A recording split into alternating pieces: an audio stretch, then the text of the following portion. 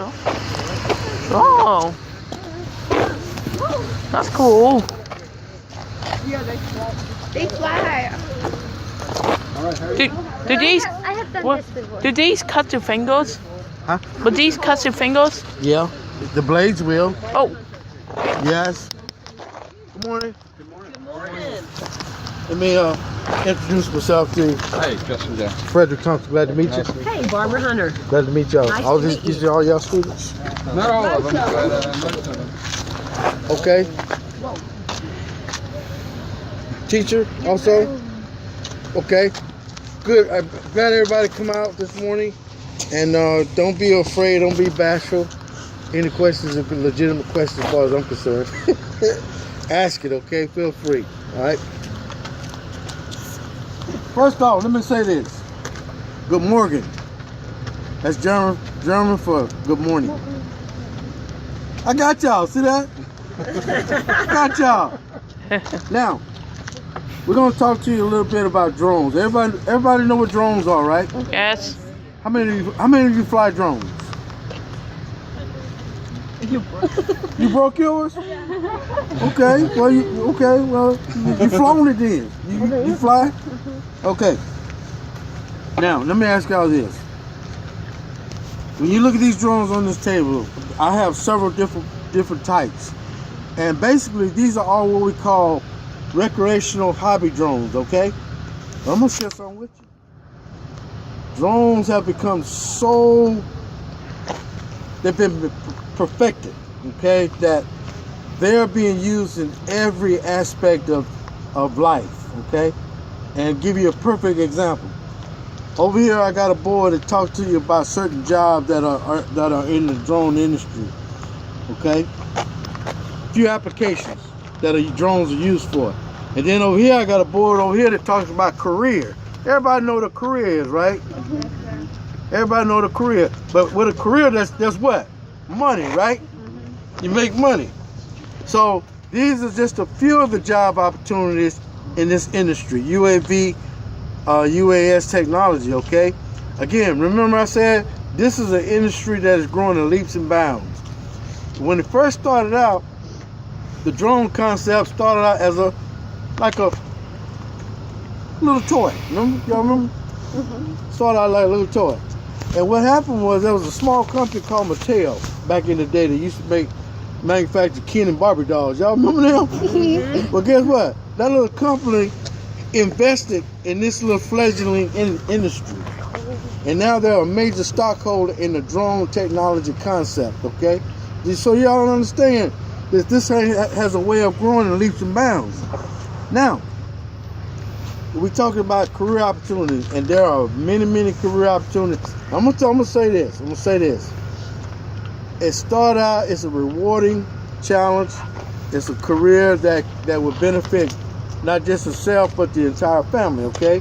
But it's fun. Everybody like fun, right? One of my pet peeve questions is this. I like to ask students, do they like money?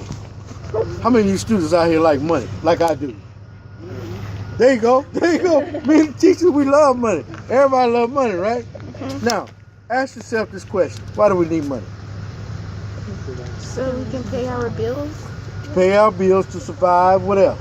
I'm going to tell y'all something. There's a guy that's in your psychology book called Maslow.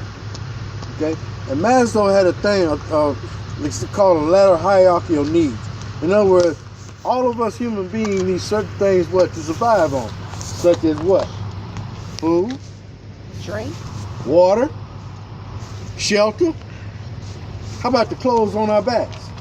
Yeah. And somebody said bills. I did. Guess what? That's right. But you know what? All those things cost money, right? Now, how do we go about getting money, guys? How do we go about securing money? Making money, rather. How do you get money? How do we get money? Get Come a on. job. Get a job, right? Now, Oh, resto check. would y'all, if y'all had a choice, would you rather work smart or work hard? Work hard. Smartly. There you go. Everybody's ambition is to work smartly. In other words, use that God-given what? that God-given brain, because that's your talent. If you use your brain, then you wouldn't have to work so hard in order to make survive, make a survival, make a good living. Okay, and this is too easy, right? It's very easy. If you come to school, listen to your teachers, be on your best behavior, apply yourself, anything is possible. Am I right? Yes. Am I right? Yes, sir. So what you supposed to do when you come to school? Apply yourself. Does that make sense? Yes, sir. That's all. Now, everybody has a desire to be a success one day, right? I'm still trying to be a success. I'm 100 years old. How about that? And I'm still trying to be a success. But guess what? I'm not going to ever give up the fight, because one day it's going to happen. Everybody has a little niche, but you just got to find it, okay? Everybody has a certain talent. Everybody's blessed with a certain gift. And if you find that, discover that what that gift is, that little niche, you're on your way. Am I right, teacher? Yes. You're on your way, okay? But the main thing is it's something that you got to do within you. You got to do it within you. You got to pull it out yourself, okay? That's why I'm saying, when you leave home in the morning, you leave mom and dad, right? When you come to school, who do you see? Teachers. You see the teachers for the remainder of the day, right? Until you get off and get ready to go back home to who? Mom and dad. So you see that cycle that you're caught up in right now, right? It's not a vicious cycle, but it's a beautiful cycle, because you're dealing with people that care about you, okay? They care for you. They want to see you do well in life, okay? And the main thing that you got to do as a young person is what? Be the best you can be. Now, I got a little thing that I do. It's funny, but then again, I forgot to get it this morning. But I'm gonna tell you what. From my lab, I have my beaker. Y'all remember the lab experience? My little beaker. Well, I had some magic water, but I left it this morning, right? But then in my right hand is what? A sponge. And everybody know SpongeBob? Yes. Huh? Do y'all? I bet y'all didn't know this. The creator of SpongeBob passed last week. We know. I know. Y'all knew that? Yeah. Y'all the first class that I've asked that question that actually knew. But anyway, he passed, so he left us. But guess what? He left a legacy. SpongeBob is a legacy. Now, I'm gonna show you something here. Because if I took this sponge, the purpose of a sponge is to do what? Scrub. Suck up water, suck up fluids, right? Suck. So in other words, if I done this, put this in this container, if I had magic water, it would soak it up and it would change the form of this sponge, right? Would it blow it up, fluff it out and all that? Well, here's my analogy. Your brain is a sponge. Why is your brain a sponge? Why is your brain a sponge? What do you soak up in the classroom every day? Knowledge. What? Smartness. There you go. Knowledge. In other words, you're absorbing knowledge, right? And the more knowledge you have, the what? The more power you have to change your life. Does that make sense? Does that make sense? That's all. Okay. Now, does anybody have a question to me? Let me pose a question to each one of you. This is all of you collected. Why do you think that my group, are here with a helicopter? I'm here with drones. Why do you think we're here? To talk about your job. No, because we want to promote STEM education. And STEM is what? Science, technology, engineering, mathematics. These are some of the fundamental core aspects of a what? Quality education. In order to be well versed in education, you need these things, right? Science, technology, engineering. Because guess what? Everything evolves around what? Yep. Everything in the world today evolves around what? STEM. So the more knowledge you have on STEM related subjects, the more well versed you are, okay? In other words, if you want to be marketable, learn STEM. If you want to be marketable, learn STEM. And what do we mean when we say marketable? Remember we talked about finding that niche in life? Developing that skill? That's make yourself marketable. Comprende? Y'all been a great class. Thank y'all for bringing the class students out here today. And I hope you learned something else when you go down to the helicopter He's gonna give you. He's gonna throw you down there. Then you're gonna see the other people. Again, enjoy the rest of the day. That's why we're here, guys. We're giving back.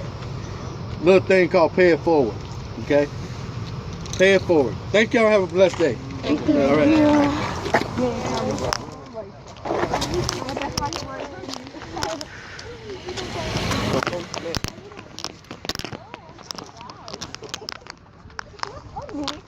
Actually, no, I only have a little bit jacket. I should get my big jacket. You're a doctor, you're making money, but you gotta deal with it. If you're an electrician and you're working on that's cool, but you can get shot. It's okay. Right? There's always a guarantee. Right? This is a serious job. It pays serious money. My sister used to do What? There's only 10 seats. Yeah, that's how they fly it. I wish they had more room in here. They're the U.S. Air Force. Yeah. Police are doing way too much Air Force thing. That's how they're coming in engineering. No, they don't need all that police skill. We got uniforms like that, but it's different. We got uniforms like that, but it's different. Y'all been to the helicopter? Like that. Thank you.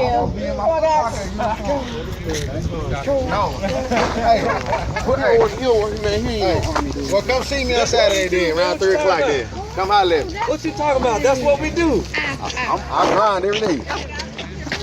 What's up? How we doing? Y'all in the space here. Well, y'all look like y'all excited. Wait a minute. to be out Didn't we here. just see you? How many classes you got? I didn't know his other teacher trying was to bringing sneak. him down here. Trying to sneak back out. Y'all good. He might You be was out here too? 4 times. No, Oh. Holy smoke. it's cold. It ain't that cold. Stop complaining. Y'all cold? Yes. Yes. Real cold, or y'all just like cold a They little got bit? red cold. bubbled up like it's snowing.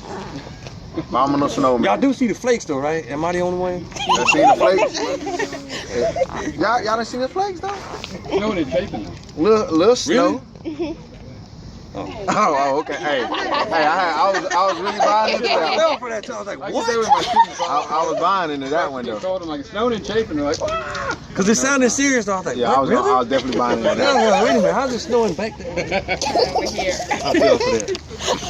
None of y'all fell for that, right? No. I'll take an L. I feel bad. I feel bad. Well, check it out. We're the Army recruiters that come to the school, but you know, we don't just recruit because we're not the forceful type, so we don't push off in your face. But what we do is tell you the benefits, the opportunities, you know, of what we do. And they only give us 5 minutes, so I'll do like a 3-minute run through. And obviously, if anybody wants some more information, you can always contact us because we'll give some cards out y'all can pass through. But pretty much what it is, we got 2 different things. Oh, my man, see, he already got a card. And pretty much what we do is we got full-time, part-time. Part-time is obviously for the ones that want to do college. Right now, you can take a full college course schedule. You could probably make up for about $1,500 a month. The GI Bill alone, you get about $980, almost $1,000. Another couple hundred for the kicker, a couple hundred for tuition assistance, about $1,500 a month. My daughter was getting $1,000 a month.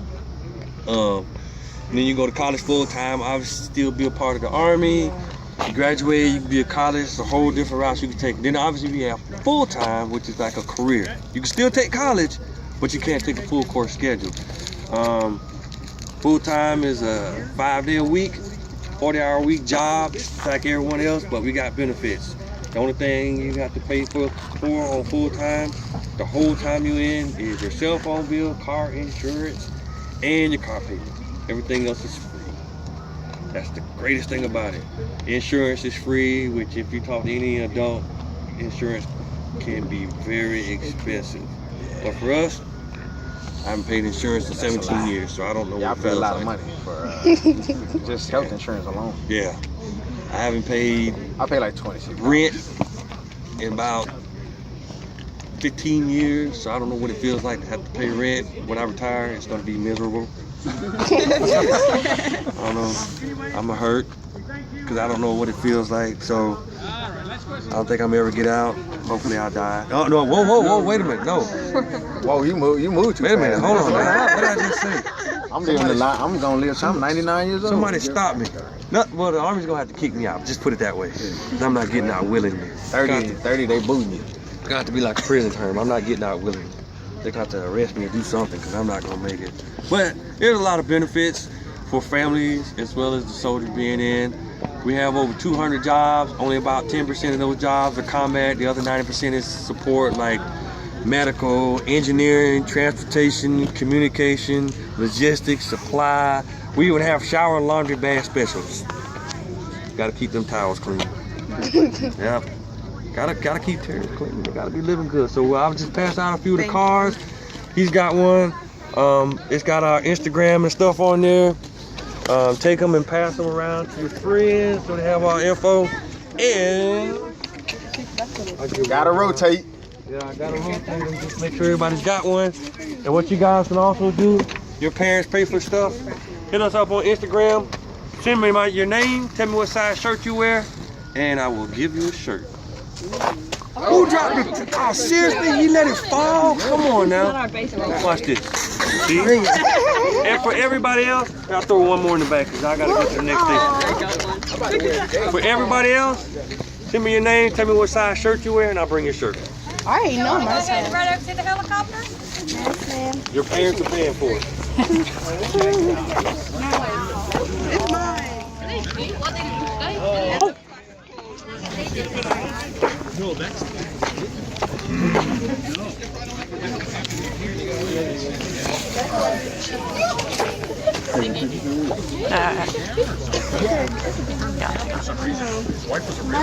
right.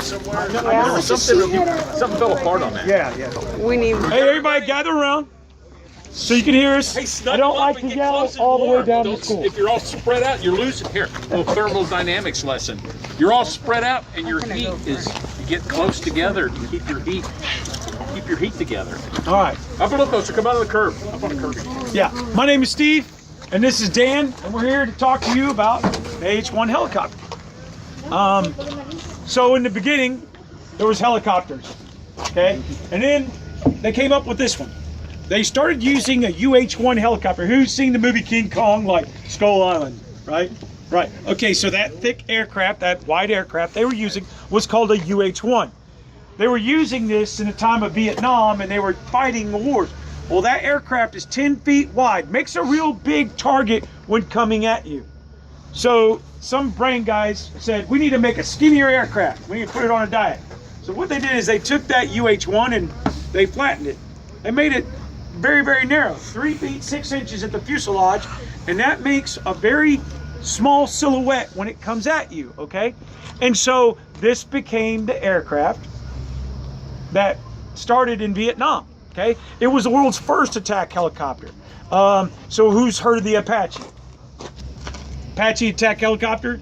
This is his daddy, all right? So this one here was built in 1967, okay? And myself and Dan, we actually went to school in the Army and learned how to work on these. So carries 262 gallons of fuel, has a engine, a T-53 703 Lycoming engine, and it produces 1,800 shaft power. If you do the shaft power to horsepower ratio and all that good stuff, and you come up with it, it's just as powerful as about 4 Corvettes, the new ones stacked on top of each other working at one time. Now you say, oh, it's military. Wait a minute. Who saw the fires that happened in California recently? Raise your hand. Okay, so there was actually 24 of these things fighting the fire. They're called fire snakes. And what they did is they reduced the wings like this. They painted them white and red, and they put water tanks on the bottom. And they actually were able to go in because of the wide blades. They're able to deal with the heat and the updrafts, and they were able to fight their way in and drop water and help fight that fire. Okay, so Mr. Dan, he's going to discuss how to make this thing fly. First, I need a gymnast. I'm looking for somebody with gymnast shoes. Be a gymnast. All right, you'll do. Climb up in there. There's a step. There's a step. Strap up on the overhead. All right, while he's getting in there, we're going to... Who already knows how to fly a helicopter? And not in the video game. Nah, video games don't count. Aw, man. We play Fortnite, so I mean, it counts. Okay. No. wonder how this gonna We're work. talking. That's right. You get your partial credit. I've been in one in a museum. A what? In a museum. Okay, well that might be Everybody's similar. ridden a bicycle. Yeah. Okay, so I like to make the comparison of a bicycle to an airplane. A bicycle is like an airplane, a jet, you know, the fixed wing Cessnas and Boeings and all that. Have you ever let go of the handlebars on your bicycle when you're going down the road? Did you crash? Yeah.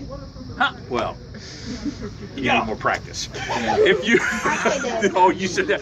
If you let go of the handlebars on your bicycle, you should not crash, because there's some stability in the geometry of a bicycle. Same way with an airplane, a regular Cessna or a commercial jet. They have engineered stability built into them. Helicopters are more like a unicycle. If you've ever ridden a unicycle, you ever see anybody relaxing on a unicycle?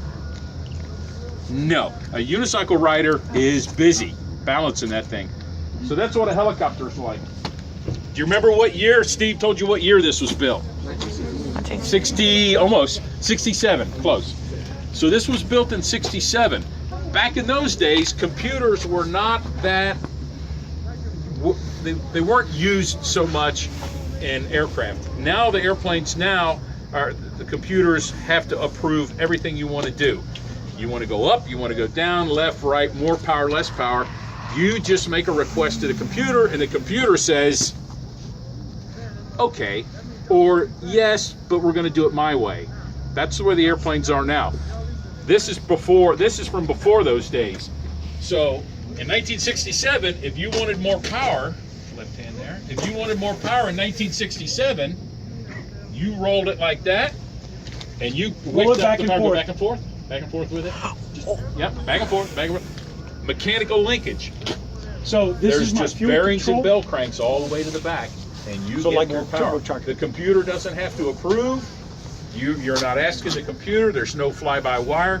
He is mechanically connected to the fuel control. What he wants, he gets. The computer is not there. So this is old school. This is 1960s technology. All right, so that's his power. He's going to add power, more noise, more heat, faster blades. He's ready to fly. So he's going to pull back with this hand. But you can't pull back. There's no hydraulics. Left hand, and that's going to pick the helicopter straight up. So his left hand lifts the helicopter up. Where's your house? Which way you live from here? Over this way? So he needs to get the helicopter pointed toward the house. With your feet, back and forth on the pedals. Just do this with your feet. Look at the tail rotor blade. All right. With his feet. Go back and forth. With his feet. With his feet. With his feet. Yeah, no, up here. Down there. There you go. Yeah. Pedals. Don't move. You'll see. Other two, both of them. Okay, with his feet, he will adjust the pitch on the tail rotor blades. Now remember, that's spinning. That's a propeller, so that's spinning. He's going to push with his left foot. It's going to move the tail over that way, which is going to bring his nose to the house. So here's what he does. Adds power. Picks it up. He's hovering up above us. He mashes with his left foot. That brings his nose over here. Now with his right hand, he's going to tilt the cyclic over with his right hand. You find it? Over there, pistol grip? Yep, that. And then he's going to tilt it this way. The helicopter's going to nose down, and off he goes. All right? So who knows how to fly a helicopter now? Me. Everybody knows. Everybody that was listening knows how to fly a helicopter. That's pretty cool. Yeah, it's very cool. So you see a regular airplane, a jet aircraft, a Cessna, a Piper, a Boeing, an Airbus, they have wings, right? Big, huge wings out here. Helicopters don't have big wings. Down like a regular airplane, they've got them up there spinning around. This thing still has wings, but we spin them. The wings spin. And sometimes you'll hear people call them rotary wing aircraft. Instead of just pushing my wing through the air, I spin it in the air, and that lets me hover. So that's why helicopters are so freaky, because they got their wings bolted up to a shaft and they spin their wings. So they generate that lift. Even though they're sitting still, they're able to generate that lift. 262 gallons of fuel, 1,800 horsepower to make all that power. It's going to drink down 2 gallons a minute. Wow. 30 seconds, all right? Imagine a gallon jug of milk and a gallon jug of milk. 30 seconds, 30 seconds. So it's thirsty, but it makes a lot of power. So 47 feet from end to end, right? Kind of big, right? How much do you think this thing weighs? 300 pounds. Huh? How much do you think it weighs? It actually only weighs about 5,810 pounds. It's not very heavy. Why? It's all hollow. It's aluminum, aircraft aluminum. So yes, the heaviest thing on this actually are the blades, the hub, the transmission, and the engine. Those are the heaviest things. You can also play from back there too. So it has to be able to lift itself plus the fuel and everything else. So yes, the aircraft is light. It's mostly hollow. It's mostly made out of aluminum. Okay? Or fiberglass. Right? Say again? All right, so I was talking about all the computers. Now this is 1967. Mechanical linkage, aluminum. You see these rivets? These aluminum rivets, very time consuming. You got to buck all them rivets, put them in there, smash them. The Dreamliner that they're making down in Charleston, carbon fiber. So it's mainly assembled with these fibers and resins. Aluminum, there's still metal in it and rivets, but more often than not, that's all been replaced with these resins and fibers. And much lighter, much stronger. Carbon fiber, it's like super fiberglass. You know, it's a lot stronger, a lot lighter. It's crazy strong. So that's what they're building. So when we say now. fiberglass on cars, right? So on cars, you have metal panels, right? You have metal panels like this. Then you have a plastic or a fiberglass panel. And what it is, it's spun glass, and it's laid opposing, and it has resin mixed in it, and it dries and it's rigid. Okay, so that's what it is. A lot of the panels are made out of fiberglass because we were like, "What's fiberglass?" Yeah. With honeycomb.